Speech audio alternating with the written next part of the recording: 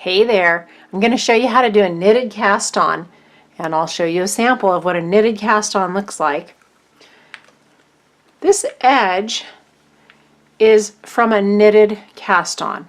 Now this one is a nice loose cast on that has an edge that to me almost looks like it's seamless or hemless. It looks like these stitches just drop right off the end there. It's very soft, very nice. So it's a good loose edge. Let me show you how to make that.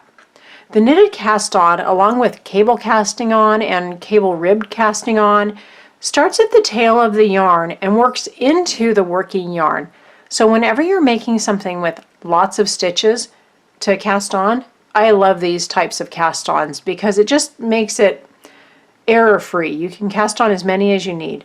So we'll start here at the end and make a slip knot. I do that by placing 2 fingers under the yarn, grabbing it with my thumb, turning my hand over towards me. Then I have a crossover section that I grab with my thumb and my index finger. I come back and grab that loop and pull it through. There you have a little slip knot that I'm going to then take a needle in my left hand and place that slip knot onto that needle. That stitch counts as the first stitch. So you actually count that as part of your cast on.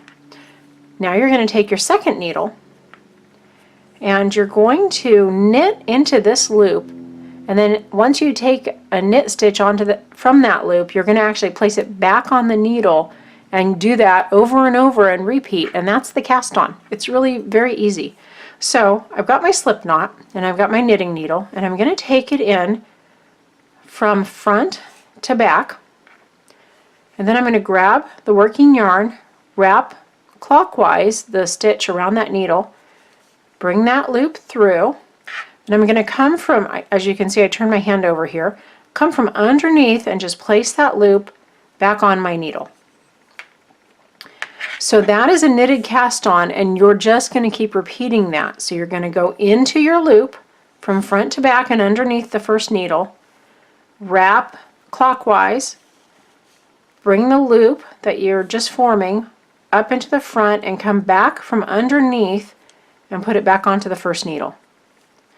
Now this is it. It's so easy to do. There are some mechanics involved though that might be helpful if you're fumbling a little with the needles. So let me just show you what my hands are doing. I'm just going to break it down. If you've already got it, you can move on now because that's it. It doesn't get any better. So what I'm doing with my second needle is I'm going from front to back. Now with my hand, I'm then coming and grabbing that needle with my index finger, my middle finger, and my thumb. They're all kind of holding it. My first needle is being held by my 2 fingers under my hand, and it's kind of resting on top of this needle. Then I'm going to grab that working yarn. Let's get it out from under everything. This hand now is free. I can do whatever I need to do. So I grab the working yarn, wrap it. After I wrap it, I come back and grab this needle. These transfer back to the first needle, and my index finger goes on top of the point just to make sure that loop doesn't go anywhere, and I just bring everything through. And then my right hand will kind of twist back so I can get up and underneath that stitch. So that's a little slow and painful, but that's just a breakdown of what my hands are doing.